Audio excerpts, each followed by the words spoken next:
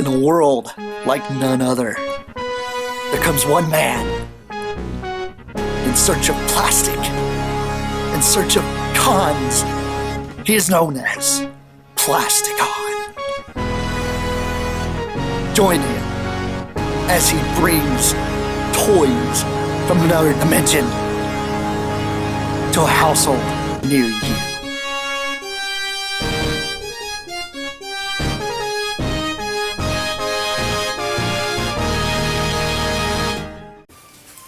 Okay guys, Plasticon here. Hope you guys are all doing well. I am going to sit here and tell you guys a little bit about some eclectic kind of collecting that I do.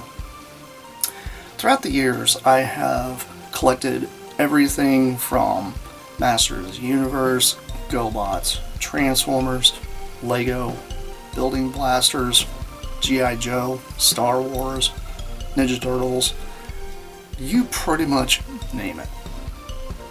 But throughout the years, I've actually gotten more sentimental on how I collect. When it comes to collecting, I don't collect for actual value of a toy. The reason I don't do that is because in the years to come, as a lot of us get older, some of us are going to have kids that will inherit the collections. Some of us won't. Some of us will actually have kids that will be into what we are collecting, and some of us will have kids that don't care. Now, they might have a disdain for what you're doing as a father, carrying, collecting plastic and insane stuff. Or your family will be like, what are we going to do with all that when it kicks off? My thing is, I collect for sentimental value because a lot of things that I have don't really have a whole lot of monetary value to them. Reason being is, most of the time, if you don't have the stuff sold off, because God knows what's going to happen to any of us, it's very difficult for them to put this stuff on the market. There's a lot of research they have to do. There's a reason why I actually frequent a collection store that's not very far from where I live, called Back in Time Comics and Toys. They happen to sometimes buy out entire collections because sometimes the person's getting sick, or they're getting older, or they're just not interested anymore, or they don't want their parents to have to deal with the fallout if they happen to become too ill to take care of things. This is going to happen to all of us one day, and this is the truth. But what's going to happen to your collection? Are you guys going to flip out because you guys find out that mom sold your Generation 1 Optimus Prime that's mint in box, that's an AFA graded thing that is worth $600 to somebody for 20 bucks because they have no idea what it's worth? But you're dead and gone, and it ain't going to matter, right? That's what I'm talking about. So my suggestion to those that are high-end collectors, have a plan for what you're going to do with your collection. Mine, I hope it gets donated to somebody one day. If not, donated to a store that can redistribute it, considering I have a lot of custom toys in mine, because I do a lot of customization. Or I have somebody come up and say, hey dude, I know you're not doing well, you're pretty sick, what do you want to do with this stuff? And the day will come and I will pull the trigger and be like, okay, it's time to let it go, because you can't take it with you when you're on your deathbed. Now, I know it's kind of a little bit of a depressing video, but this is the reason why I'm saying I collect for sentimental value.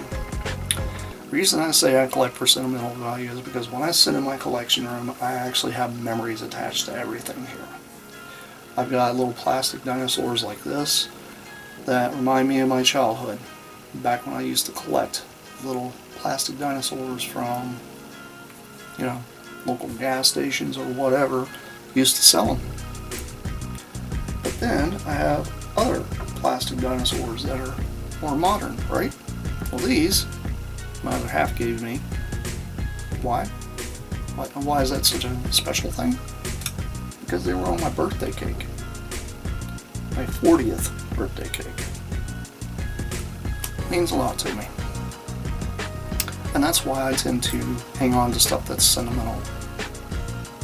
Like my Millennium Falcon here. Reminds me of simpler times in my life. It reminds me of my childhood. Is it worth a lot? No, because I had to go through and redo a whole lot on it to clean it up, to fix it. It doesn't even have all the original pieces. It doesn't matter. It's mine, and that's what matters. But the thing is, will it ever resell for the money it's supposed to? No, it won't. That's just the brass tacks to it all. And especially when a lot of us get older, some of these kids out there are going to want the stuff, some of them aren't. A lot of this stuff's probably just never going to find a home. And that's what's sad about it all. But that's because it's something I've noticed throughout the years in the toy aisles.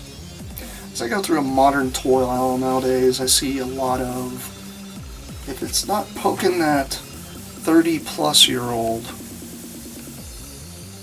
it's not selling.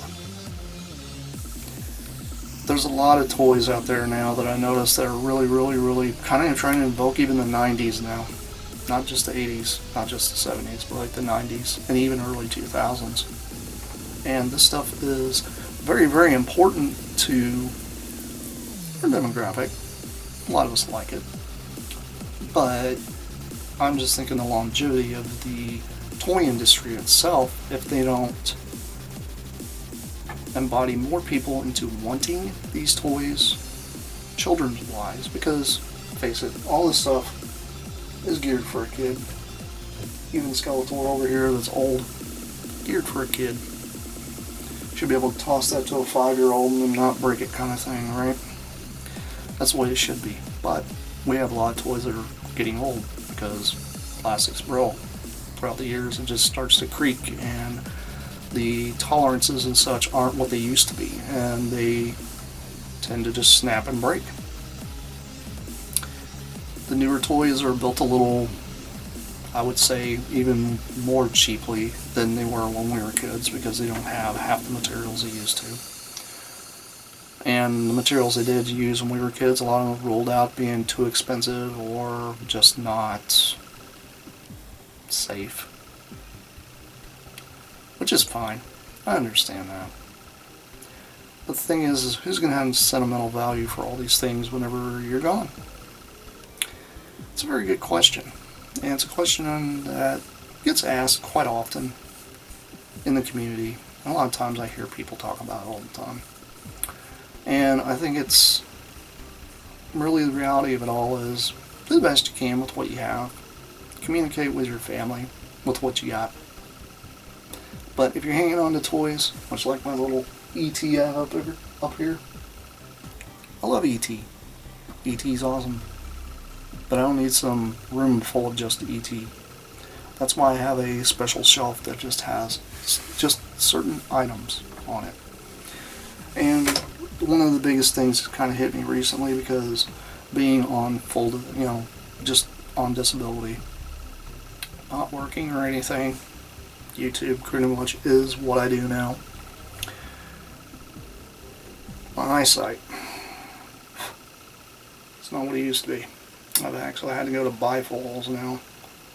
Never thought I'd see the day I need bifocals before I was 60, but nope.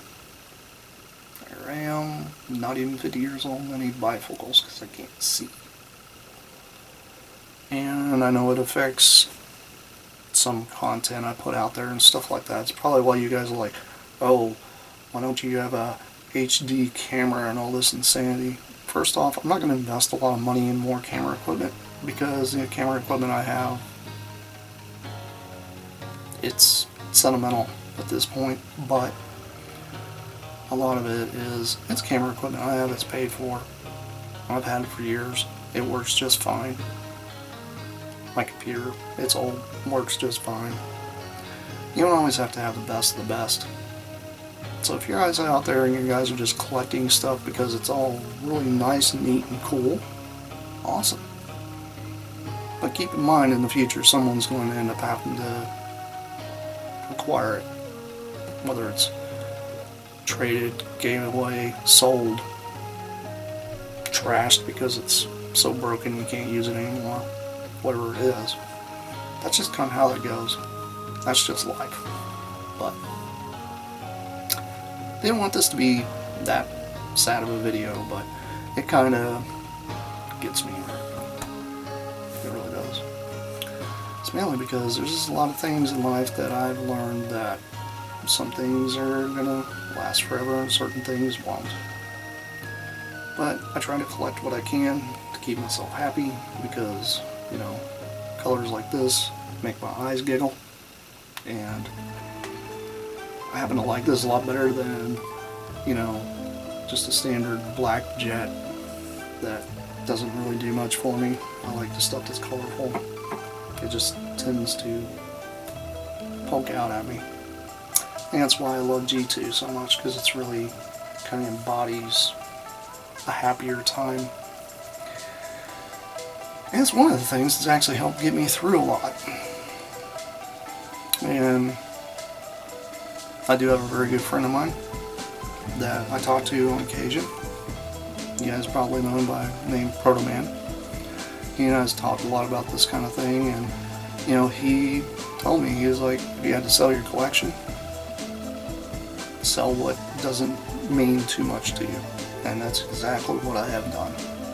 I have narrowed it down, and now I'm like, I want that, I want that, I want that.